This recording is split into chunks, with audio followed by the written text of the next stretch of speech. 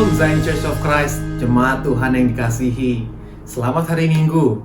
Saya senang sekali hari ini saya kembali berkesempatan untuk menyapa Bapak Ibu Saudara sekalian. Dan senang sekali juga hari ini kita telah memasuki bulan September. Dan di bulan September ini kita bersama-sama di Zion Church of Christ, kita akan belajar mengenai hikmat. Dan tentunya saya percaya Anda dan saya, kita semuanya membutuhkan hikmat dari Tuhan untuk kita bisa menavigasi kehidupan kita sehari-hari.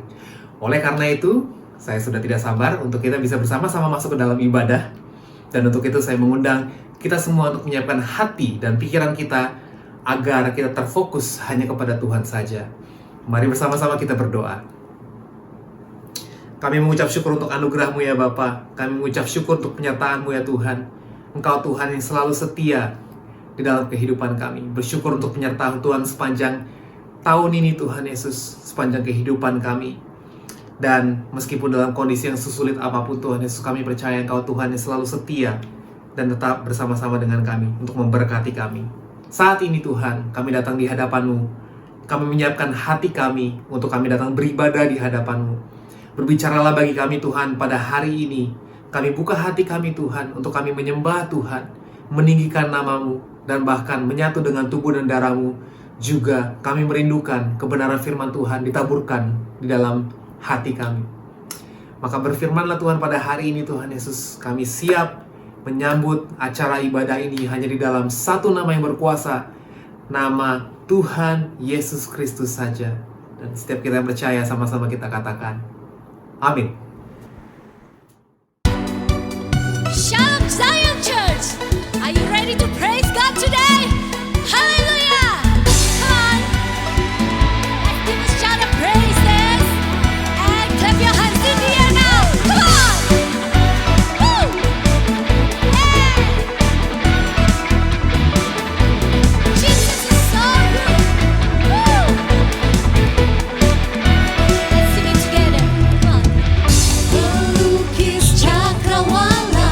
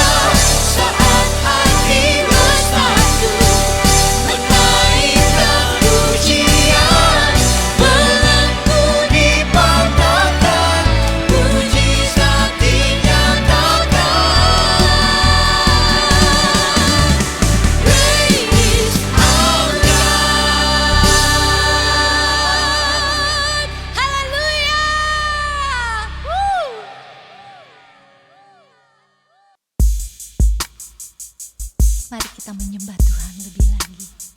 Kita bawa korban syukur, bawa masuk dalam hadirat. Terima kasih.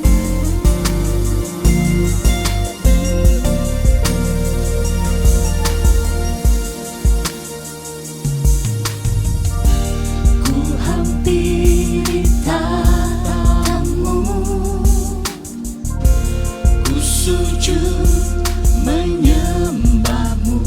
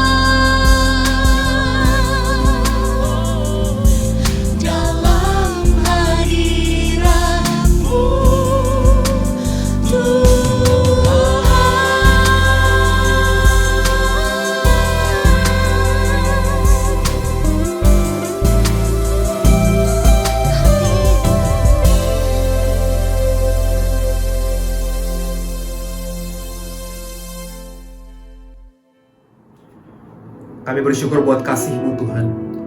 Kami bersyukur buat anugerah-Mu Tuhan. Engkau Tuhan yang baik. Dan bersama-sama sebagai satu tubuh, pada hari ini Tuhan Yesus, kami menaikkan doa-doa kami. Kami berdoa Tuhan untuk anak-Mu yang merindukan proyek berjalan dengan baik. Kami percaya urapan dan hikmat dari Tuhan mengalir bagi anak-Mu ini Tuhan. Dan proyek yang boleh dikerjakan dengan sebaik-baiknya. Kami juga berdoa Tuhan untuk anak-Mu yang sedang mencari pekerjaan yang baru. Kami percaya Engkau tidak akan meninggalkan anak-Mu ini sekalipun juga.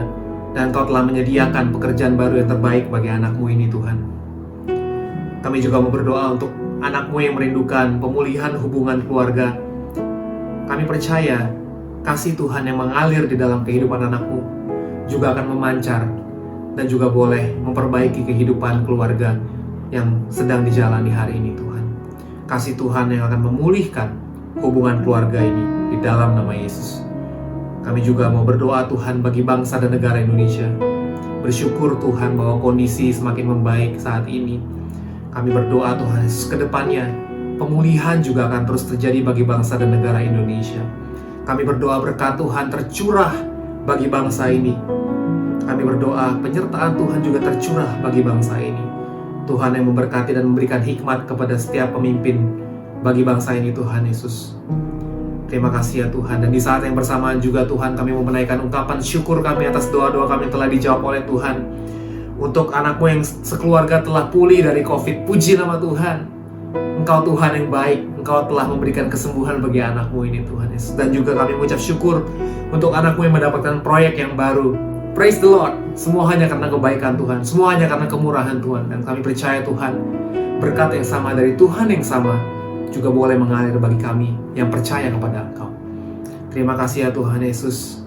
Kami berdoa dan kami telah mengucap syukur hanya di dalam nama Tuhan Yesus. Dan setiap kita yang percaya, kita katakan amin.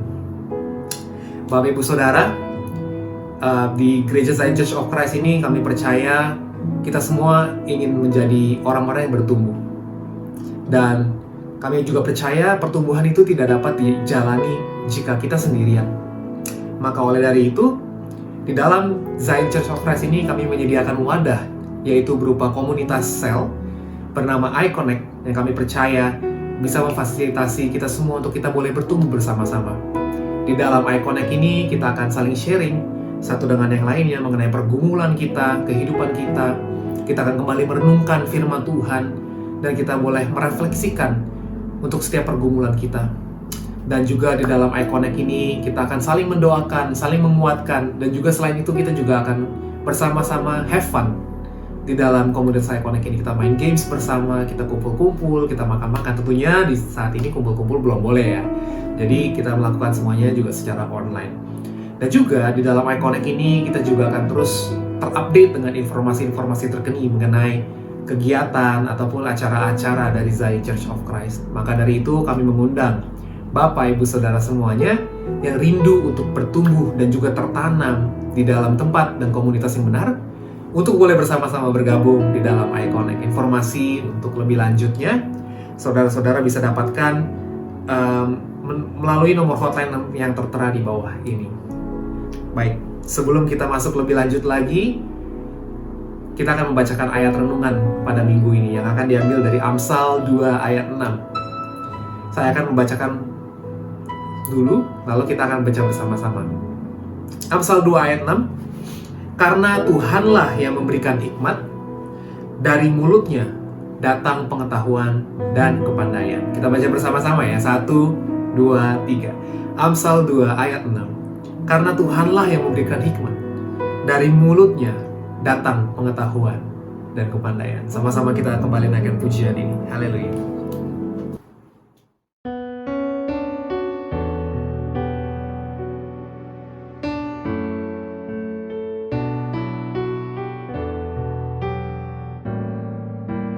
Tiada yang dapat gantikan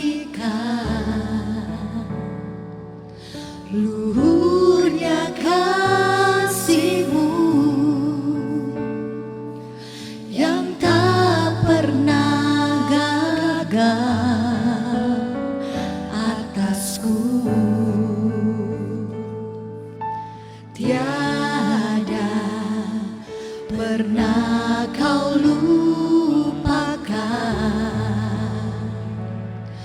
semua janjimu,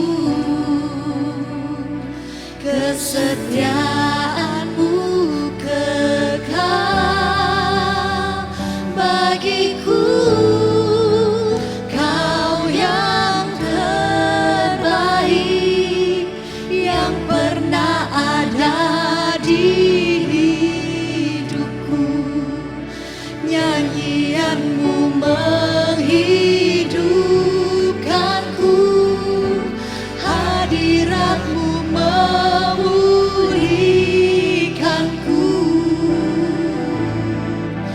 Biarlah apimu terus menyala di jiwaku, setia sampai akhir hayat menyembahmu, Yesus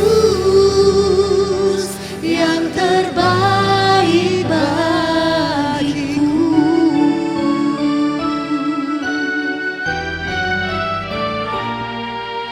Tiada pernah kau lupakan semua janjimu, kesetiaanmu kekal bagiku. Kau yang terbaik yang pernah ada di hidupku. Nyanyianmu menghidupkanku, hadiratmu memulihkanku. Ku angkat tangan sebagai tanda penyerahanku, setia sampai akhir hayat menyembahmu, Yesus yang terbaik bagiku.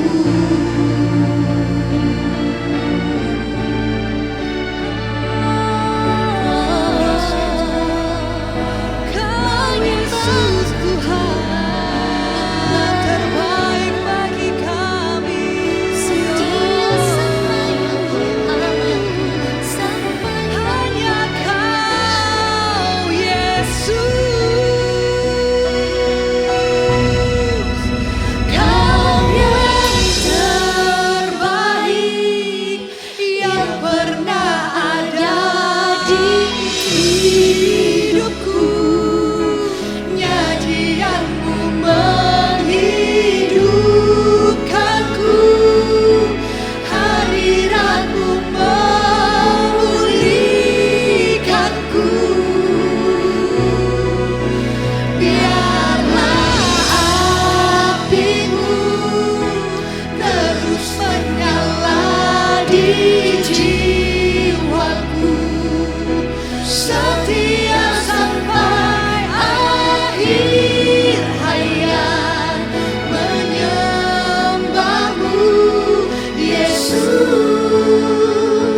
yang terbaik bagiku. Setia sampai akhir hayat menyembahmu, Yesus yang terbaik bagiku.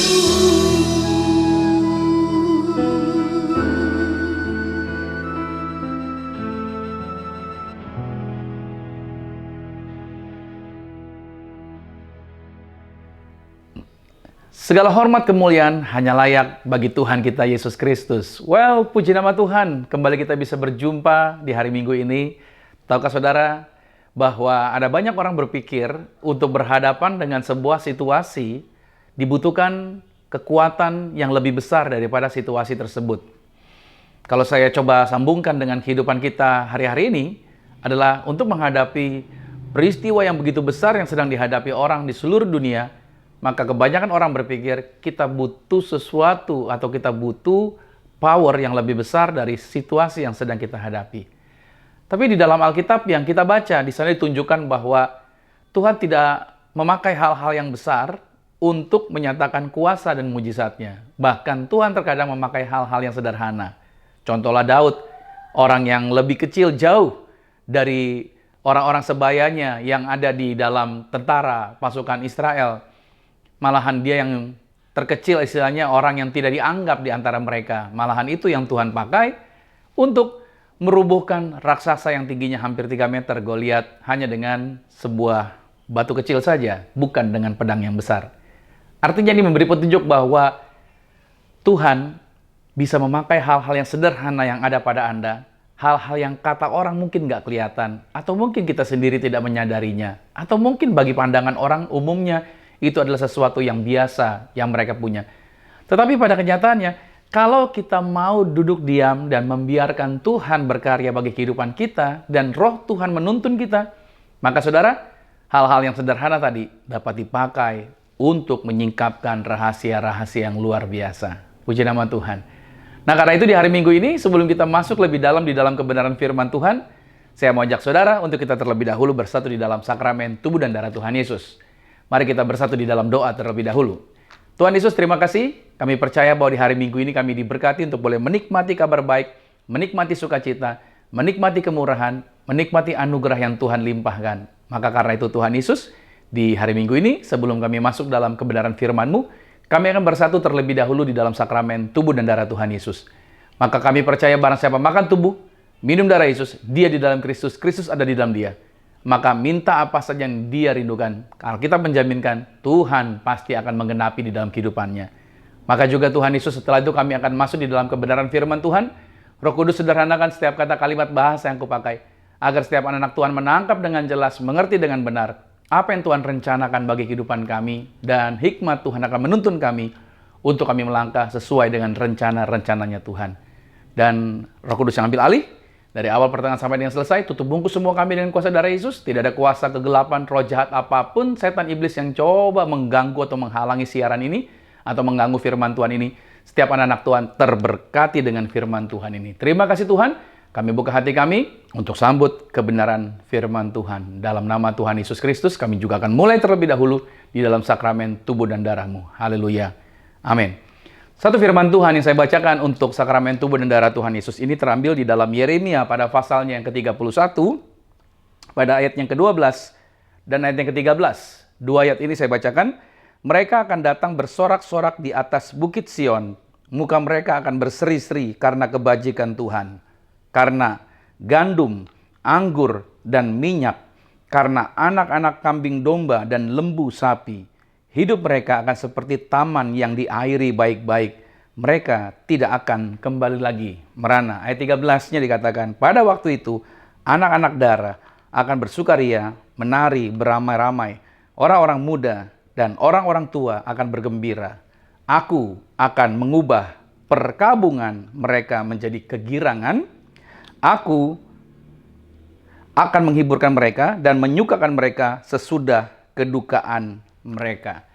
Nah, saudara lihat baik bahwa nats ini dalam judul perikop dikatakan perjanjian yang baru. Saya yakin dan percaya bahwa pada saat Anda dan saya makan tubuh dan minum darah Yesus, kita senantiasa diingatkan akan perjanjian baru yang Tuhan sudah sediakan melalui korban Yesus Kristus di atas kayu salib dengan tubuh dan darahnya. Maka kalau hari ini kita akan bersatu dengan sakramen tubuh dan darah Tuhan Yesus, kita selalu diingatkan kembali bahwa Anda dan saya bukan lagi terikat dengan perjanjian yang lama, tapi Anda dan saya sudah ada di dalam perjanjian yang baru. So, iblis tidak punya hak sama sekali untuk kehidupan kita. Iblis juga tidak punya hak sama sekali untuk masa depan kita. Bahkan iblis juga tidak punya hak sama sekali untuk apa yang pernah terjadi atas kehidupan kita. Karena itu pandanglah ke depan, lihat janji yang Tuhan sediakan buat setiap kita. Karena saya yakin dan percaya, Tuhan menjaminkan kehidupan Anda dan saya hidup di bumi sama seperti di surga. Mari kita buka rotinya, nikmati mujizat Tuhan, nikmati kuasa Tuhan terjadi bagi setiap kita. Kita mau angkat roti sama-sama dengan saya, katakan dalam nama Tuhan Yesus. Inilah roti yang turun dari surga, inilah tubuh Tuhan Yesus Kristus, tubuh yang tergantung di atas kayu salib memberikan kami bersama dengan keluarga kehidupan yang kekal di dalam kerajaan sorga, untuk menyempurnakan agar tubuhku selalu sehat sempurna, sempurna jiwa rohku dibangkitkan pada akhir zaman.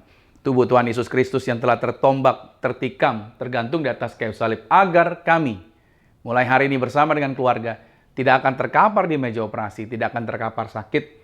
Kami yakin dan percaya punya umur panjang. Tuhan jaminkan kehidupan kami menjadi kehidupan yang berkualitas, menjadi garam, menjadi terang, menjadi berkat dimanapun kami berada. Kemuliaan Tuhan selalu bersama kami dalam nama Yesus. Inilah roti yang turun dari surga, inilah tubuh Tuhan Yesus Kristus. Mari kita makan.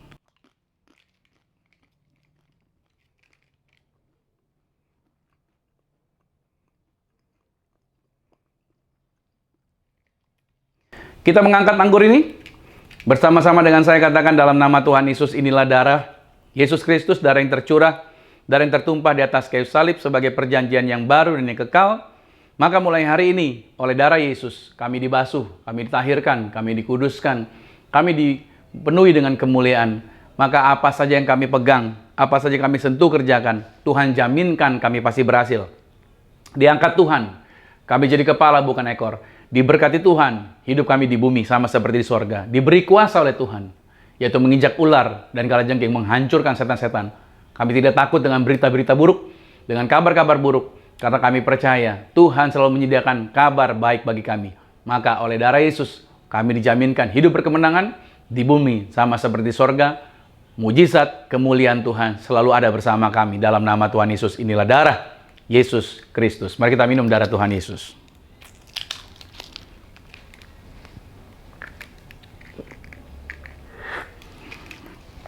Saya mengajak saudara juga untuk berdoa, yaitu dengan sakramen minyak ini. Percayalah saudara bahwa Tuhan selalu mengajarkan akan kuasa ini. Bahkan saya sudah pernah menyaksikan bagaimana seorang ibu sampai hari ini selalu mengkonsumsi minyak zaitun. Dia selalu mengkonsumsi sampai hari ini. Umur sudah lanjut, tapi tetap dalam kondisi yang sehat. Artinya tidak nyusahin orang gitu saudara. Hidupnya benar-benar diberkati dan selalu kemuliaan Tuhan dinyatakan dalam kehidupan dia. Saya percaya bahwa Anda dan saya juga, setiap Anda yang mengangkat minyak ini juga bisa melepaskan perkataan kuasa dan doa bagi keluarga Anda, bagi tempat di mana Anda berada. Sama-sama dengan saya katakan dalam nama Tuhan Yesus, inilah minyak urapan. Setiap tetes saya punya kuasa mengusir setan. Setiap oleh saya punya kuasa menyembuhkan penyakit. Silakan mulai hari ini pasukan malaikat surgawi hadir, jagai kami, pagari kami. Maka kami tolak setan, tuyul, dukun-dukun, kuasa kegelapan, roh jahat kami halau, kami patahkan dalam nama Tuhan Yesus. Inilah minyak urapan. Silakan olesi di bagian kepala saudara, saudara berdoa buat keluarga saudara. Saya yakin dan percaya bahwa kuasa doa itu tidak pernah terbatas. Saya percaya kuasa doa itu tidak dapat dihalangi oleh apapun juga.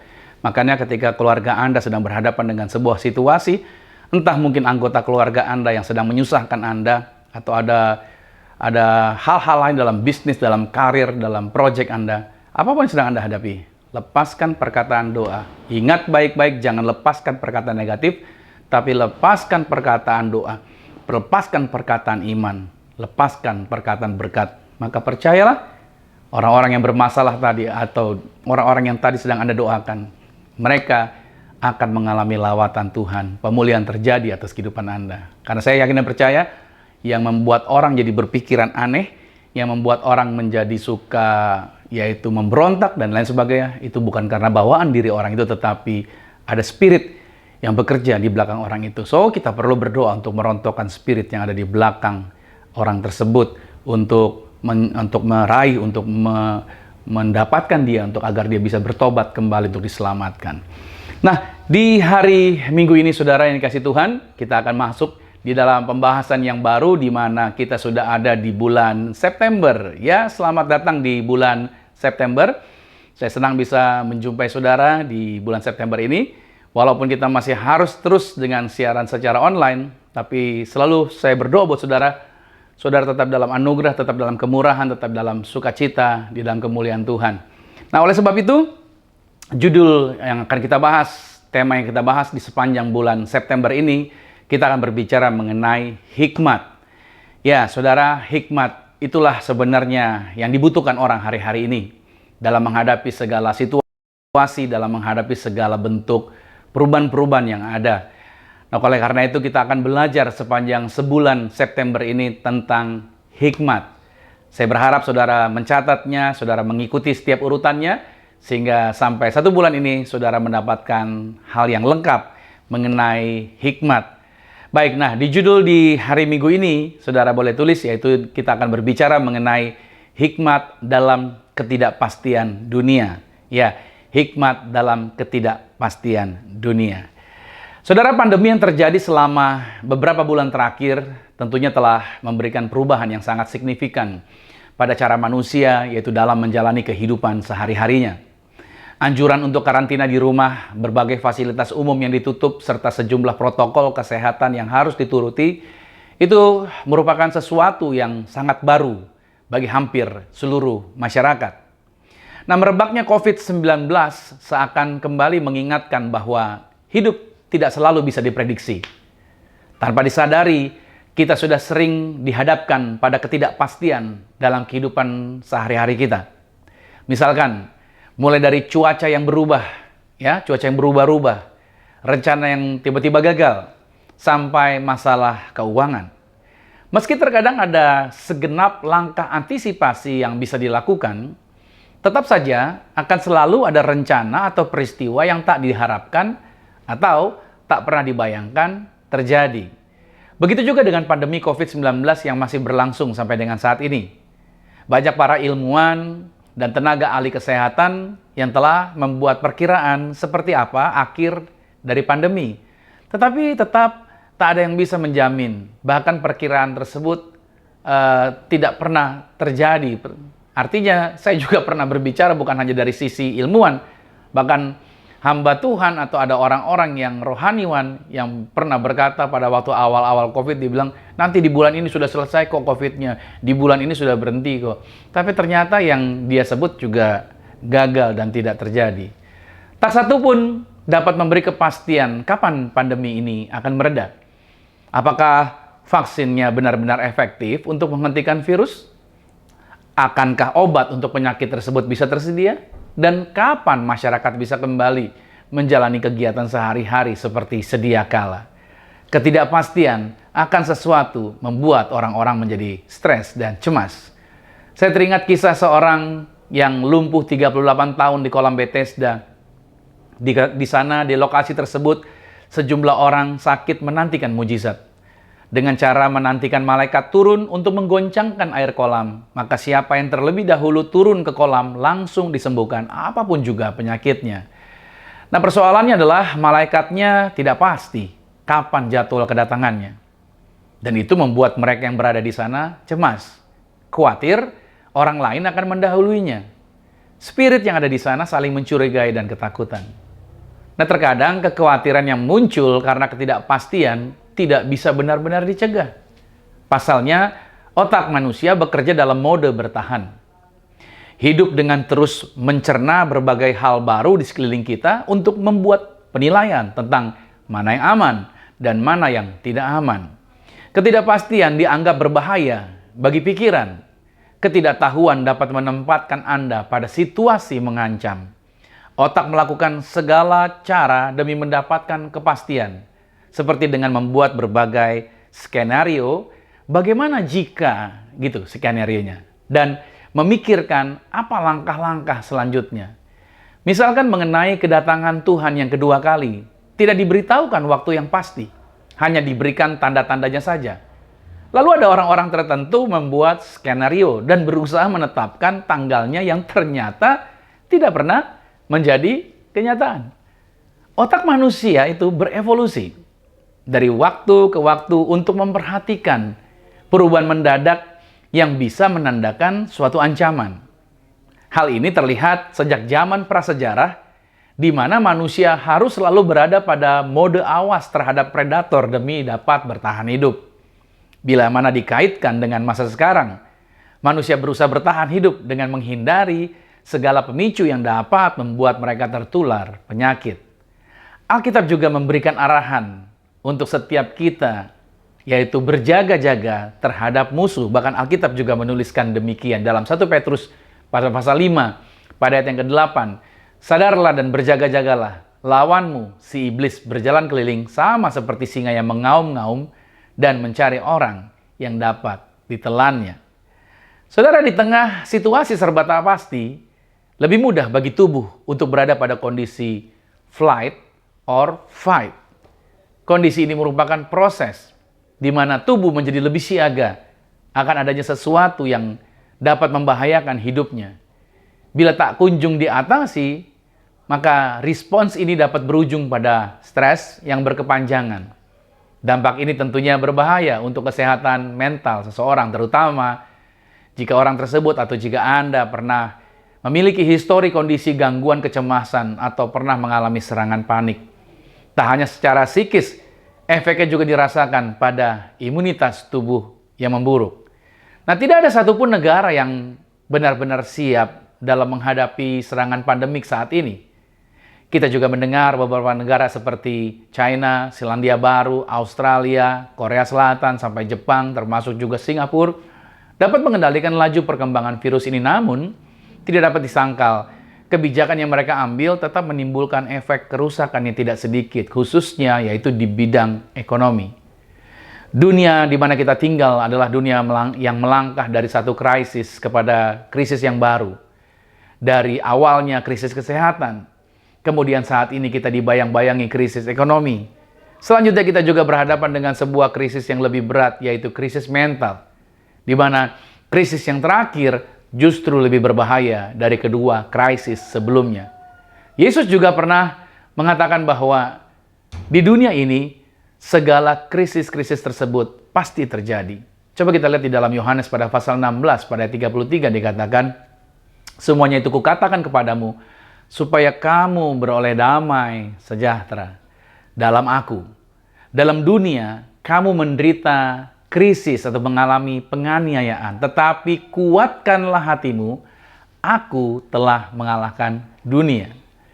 Nah, tidak jarang kita melihat dan mendengar orang-orang yang mengakhiri hidupnya karena merasa sudah tidak kuat lagi menghadapi yaitu kehidupan yang mereka anggap gagal. Segala perencanaan mereka yaitu mendadak hancur hanya karena sebuah virus kecil yang tak terlihat tiba-tiba datang seperti pencuri yang mengendap-endap di malam hari dan merampok segala sesuatu yang ada di rumah. Bukan hanya kehilangan harta, ya, bukan hanya kehilangan harta benda, bahkan juga kehilangan anggota keluarga. Nah, kita tentunya masih ingat yaitu euforia pemilihan Presiden Indonesia pada pertengahan 2019.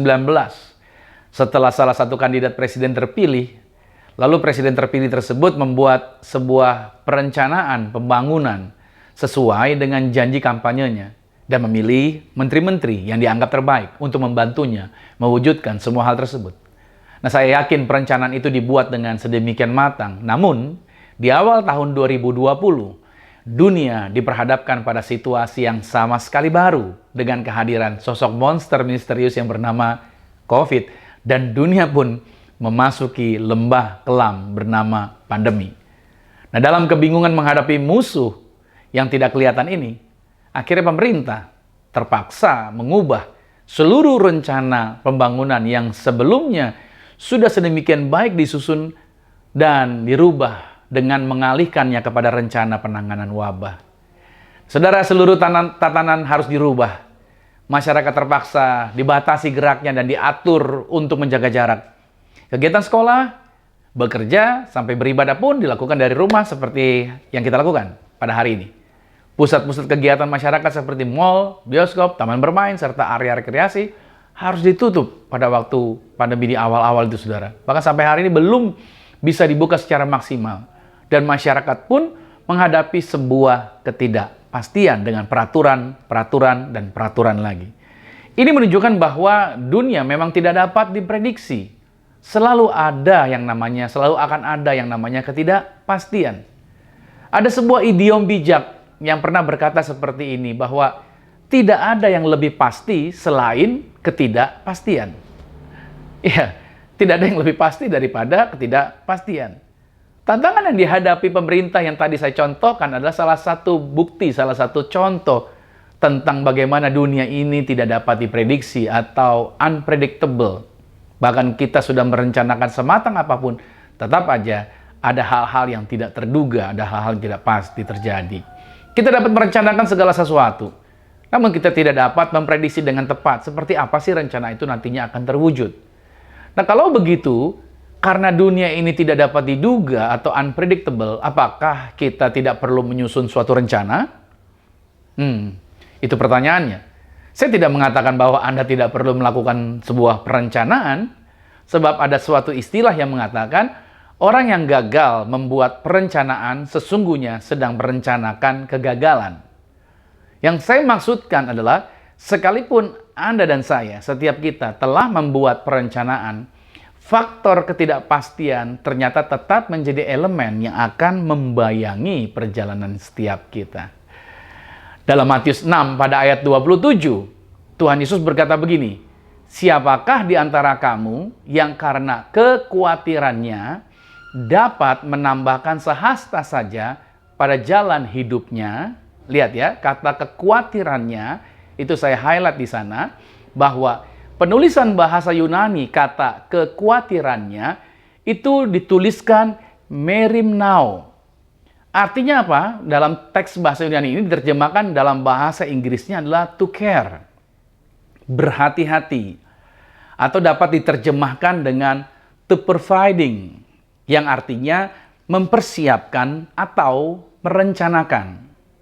Berarti dari teks bahasa aslinya, saya coba jelaskan dalam artian kalau kita baca Matius 6 ayat 27, dibaca demikian, "Siapakah di antara kamu yang karena perencanaannya dapat menambah sehasta saja pada jalan hidupnya?"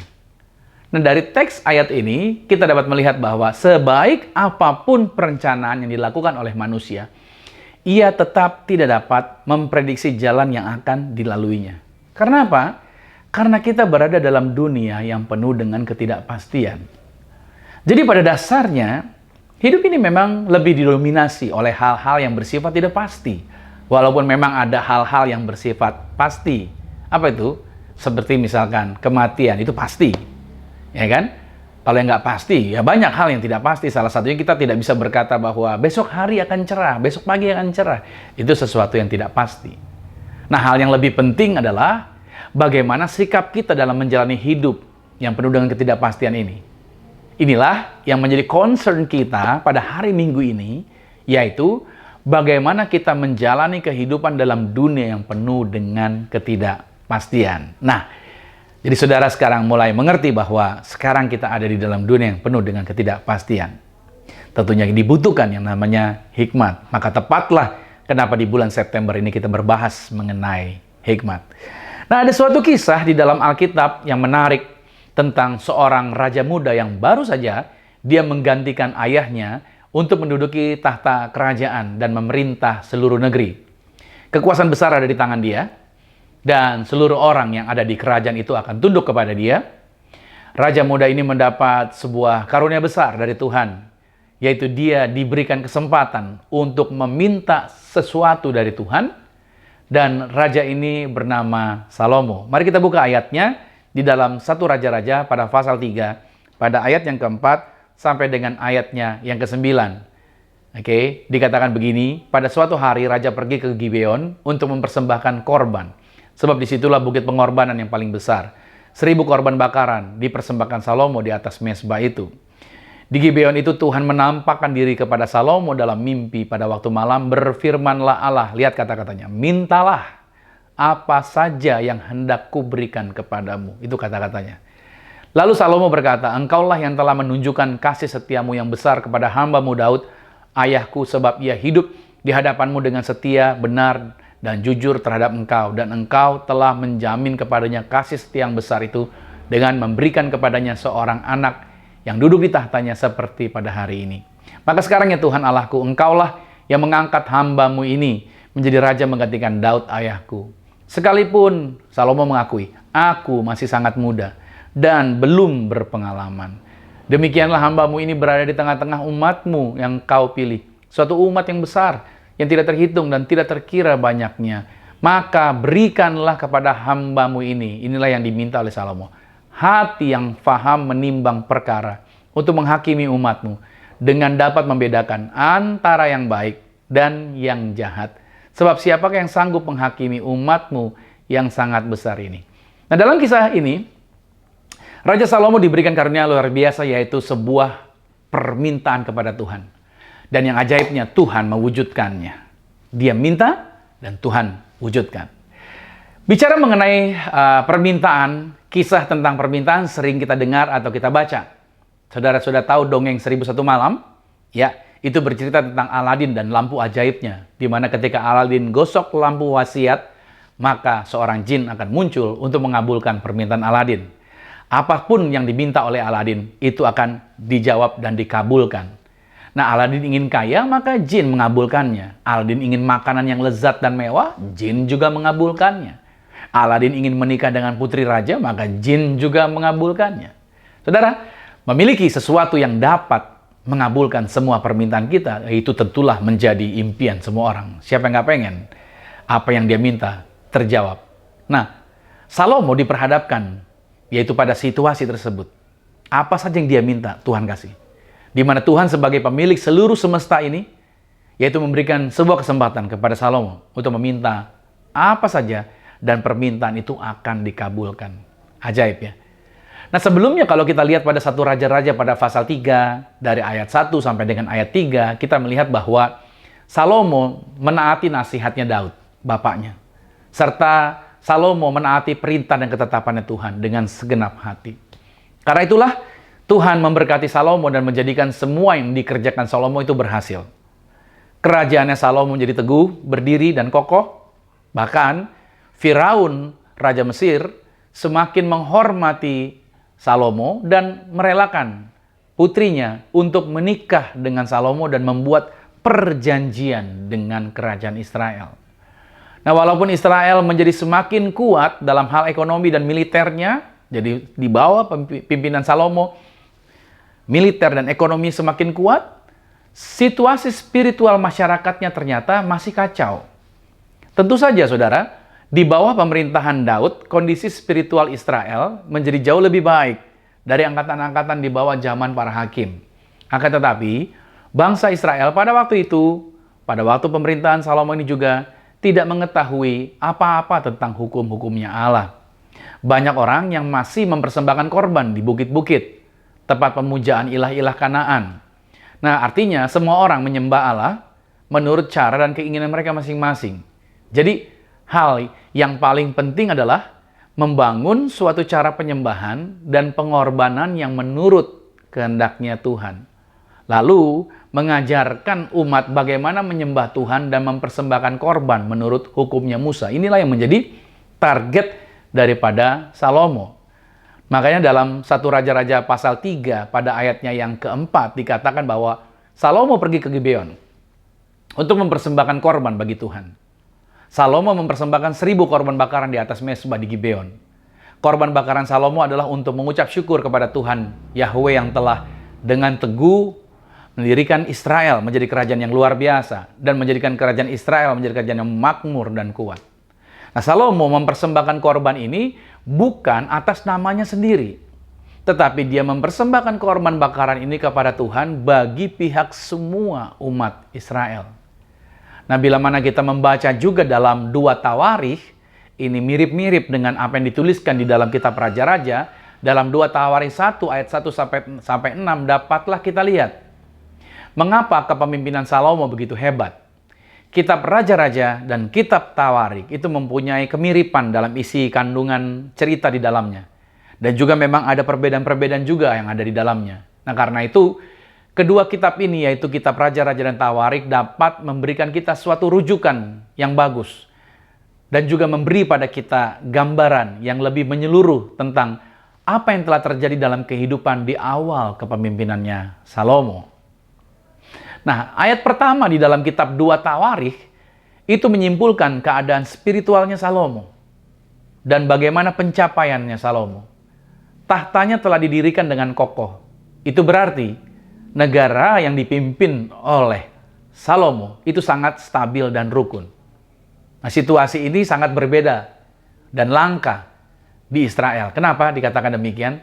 Karena pada tahun-tahun pemerintahan Raja Daud saja, Israel seringkali masih bergejolak karena masih ada perang saudara dan ada kekacauan di dalamnya. Tapi tidak dengan Salomo. Ketika Salomo memimpin, semuanya stabil, damai, dan rukun. Hubungan Salomo dengan Tuhan sangat intim dan rukun. Tuhan beserta dengan Salomo dan meninggikan statusnya Salomo di antara bangsa-bangsa lain. Dia dihormati oleh raja-raja dan negara lain.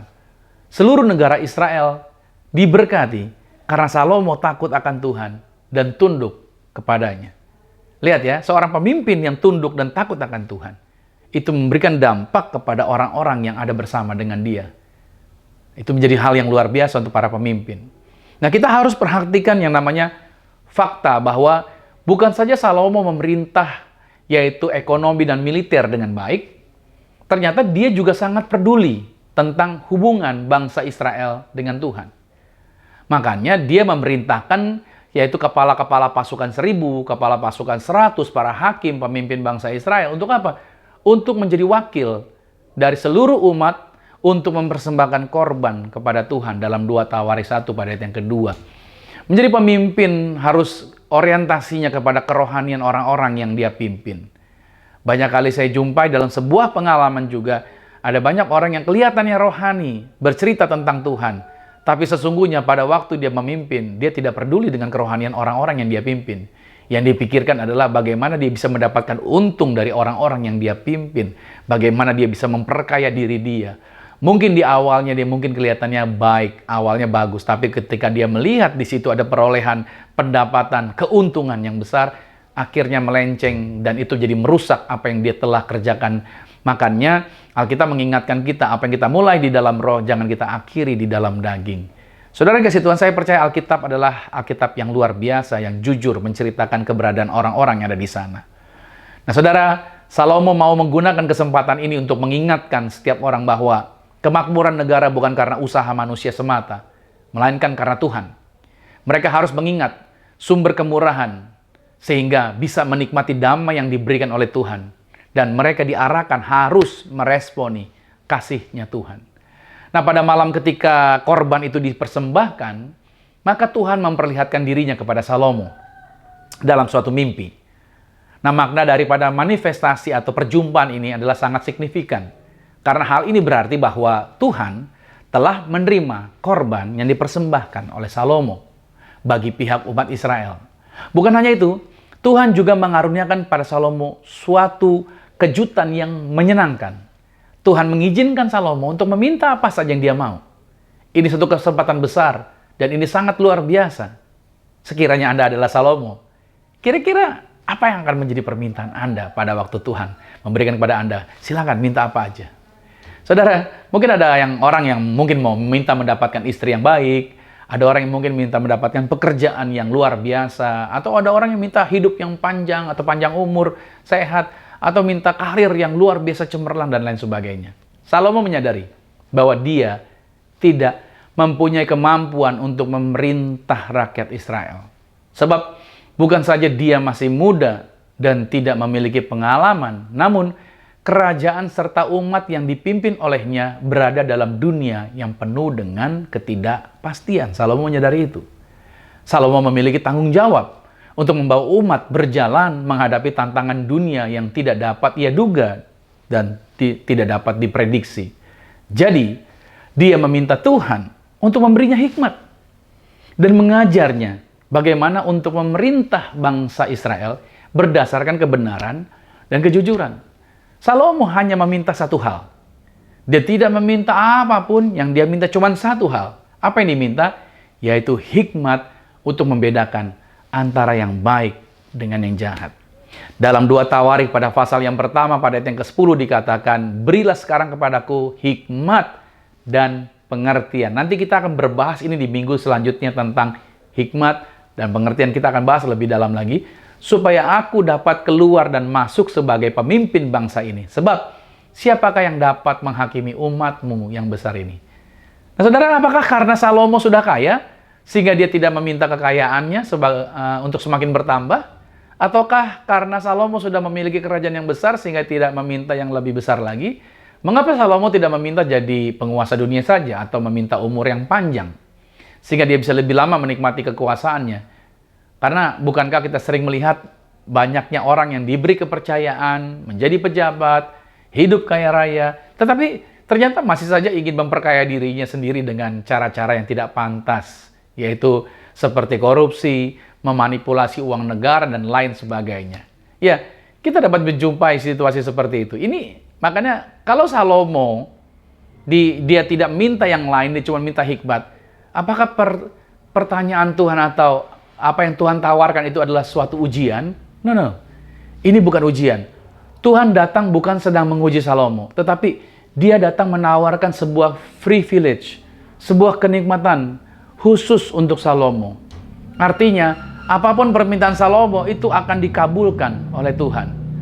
Makanya, untuk lebih memahami hal ini, maka kita akan melihat respon Tuhan terhadap permintaan Salomo, yaitu dalam 1 Raja-Raja 3 pada ayat yang ke-10, kita lihat responnya Tuhan. Dikatakan begini, lalu adalah baik di mata Tuhan bahwa Salomo meminta hal yang demikian. Perhatikan kalimat, adalah baik di mata Tuhan. Artinya, Tuhan sangat senang dengan permintaan Salomo. Ini juga berarti bahwa ada doa yang akan membuat Tuhan kecewa dan sedih, dan ada juga doa yang akan membuat Tuhan menjadi senang. Lalu mengapa Tuhan begitu senang akan doa atau permintaan daripada Salomo? Mari kita lihat ayat-ayat berikutnya lagi. 1 Raja-Raja 3 ayat yang ke-11 sampai dengan 12 dikatakan, jadi berfirmanlah Tuhan kepadanya, oleh karena engkau telah meminta hal yang demikian dan tidak meminta umur panjang atau kekayaan atau nyawa musuhmu, melainkan pengertian untuk memutuskan hukum, maka sesungguhnya aku melakukan sesuai dengan permintaanmu itu. Sesungguhnya aku memberikan kepadamu hati yang penuh hikmat dan pengertian, sehingga sebelum engkau tidak ada seorang pun seperti engkau, dan sesudah engkau takkan bangkit seorang pun seperti engkau. Nah, doa yang bagaimana yang menyenangkan Tuhan sebenarnya? Ternyata doa yang menyenangkan Tuhan adalah doa yang tidak mementingkan diri sendiri. Iya, doa yang tidak meminta sesuatu untuk dirinya sendiri. Salomo tidak meminta umur panjang dan kekayaan untuk dirinya, ataupun dia tidak meminta nyawa musuh-musuhnya. Salomo hanya meminta hikmat agar dia memiliki senjata yang mumpuni dalam memimpin kerajaannya. Dan selanjutnya, kita semua tahu apa yang terjadi. Tuhan tidak hanya memberikan kepada Salomo hikmat, tetapi juga, yaitu saudara bisa melihat, Tuhan memberikan hikmat yang tak tertandingi di dalam dunia ini kepada Salomo. Tuhan juga mengaruniakan pada Salomo kekayaan, kemuliaan, dan juga umur yang panjang. Sesuatu yang justru tidak dia minta, malahan Tuhan memberikannya. Nah, pertanyaan mendasar buat kita semua. Mengapa Salomo meminta hikmat? Ini yang kita bahas sepanjang bulan September ini. Mengapa Salomo meminta hikmat? Sedangkan di saat yang bersamaan, dia bisa meminta kekayaan, kemuliaan, dan umur yang panjang. Dia bisa sekaligus minta semuanya sebenarnya, tapi dia cuma mengarahkan kepada hikmat. Jawaban inilah yang sederhana yang saya bagikan buat saudara. Dari apa yang telah kita pelajari hari ini, dari awal tadi, bahwa dalam mengarungi hidup di dunia yang penuh dengan serba ketidakpastian ini, saudara, kita perlu sebuah senjata untuk menentukan mana jalan yang baik, mana jalan yang benar, serta mana jalan yang tidak baik, mana jalan yang tidak benar. Saudara yang kasih Tuhan, kita perlu senjata ini untuk menentukan, karena begitu banyak petunjuk di dalam dunia ini, begitu banyak arahan yang bisa menipu kita. Kita butuh penuntunan, kita butuh sebenarnya hikmat. Dan senjata itu bukan kekayaan sebenarnya. Kenapa? Bukan kekayaan. Sebab kekayaan bisa habis. Iya kan? Senjata itu bukan kemuliaan, sebab kemuliaan suatu hari bisa hilang. Dan senjata itu bukan umur panjang, sebab pada akhirnya kita semua akan mati.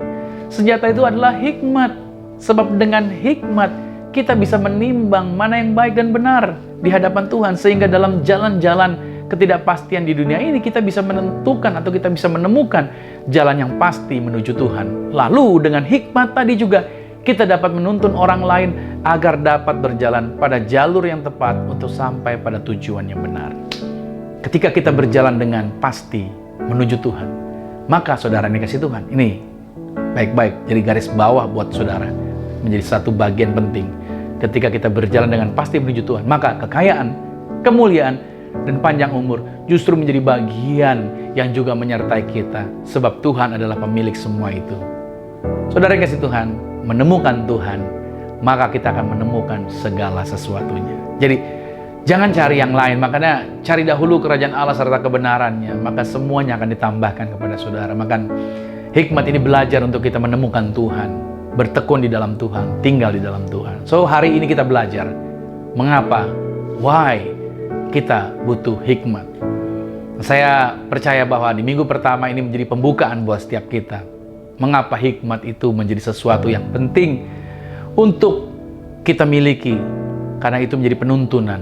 Nah, selanjutnya pada pertemuan minggu-minggu berikutnya kita akan belajar apa itu hikmat yang dimaksud oleh Alkitab, agar kita bisa memahami hikmat seperti apa yang harusnya kita miliki.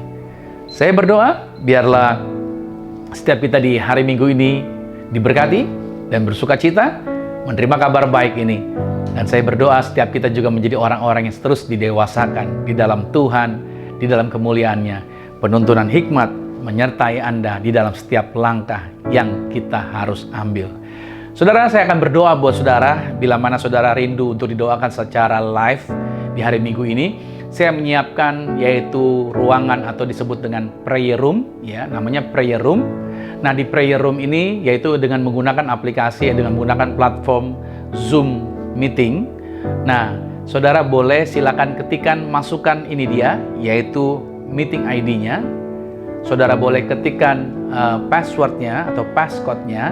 Saudara langsung akan terhubung, yaitu setelah ibadah ini saudara akan langsung terhubung dengan saya di Zoom meeting.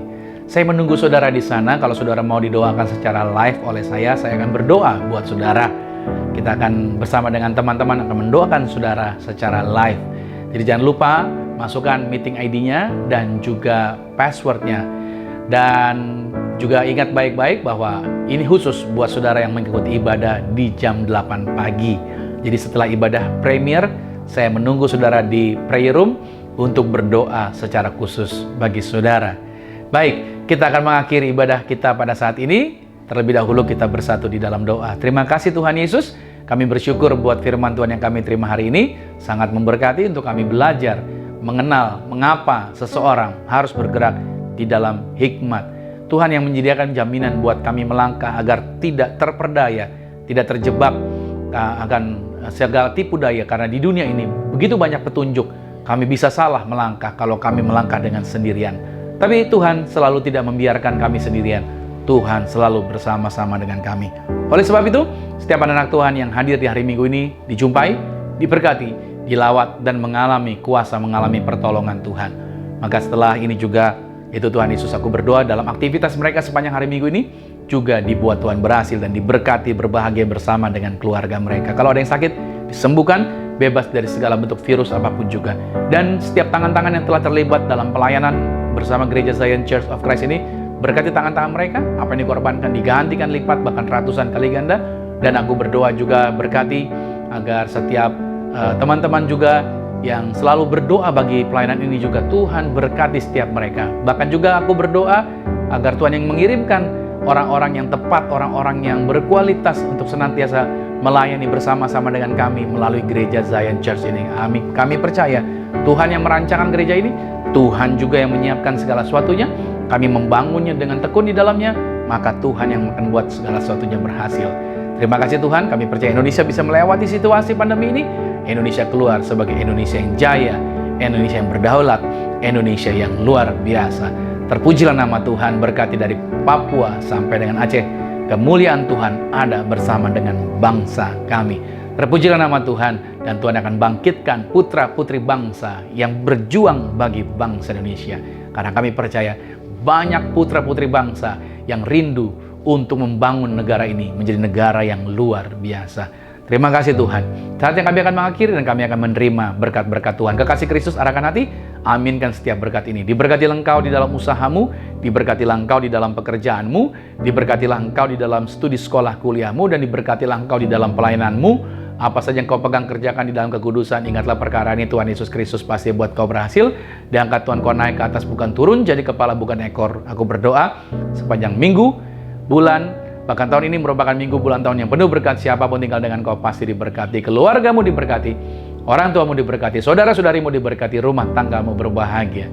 Terimalah berkat anugerah dari Bapa di sorga, cinta kasih di dalam Yesus Kristus, kekuatan penghiburan di dalam kuasa Roh Kudus, menyertai mengurapi setiap kita mulai saat ini sampai Tuhan Yesus datang menjemput Anda dan saya, keluargamu dan keluargaku. Kita semua sama-sama menjadi warga kerajaan sorga. Yang percaya sama-sama dengan saya katakan, amin. Selamat hari Minggu dan sampai jumpa minggu depan. Tuhan Yesus Kristus memberkati setiap kita. Amin. I hear the voice of love calling me home to where I belong. Oh, it cripples every fear, and the ones who will need walk away.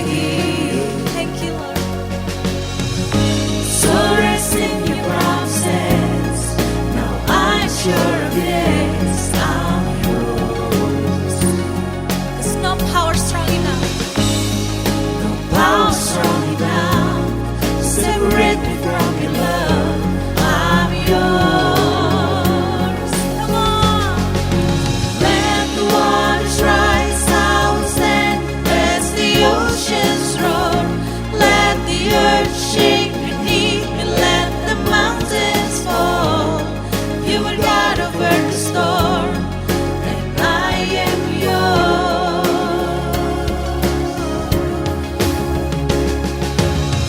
Even the thunder and the wind obey at the command of my Father. Father, I set my feet upon your mighty name.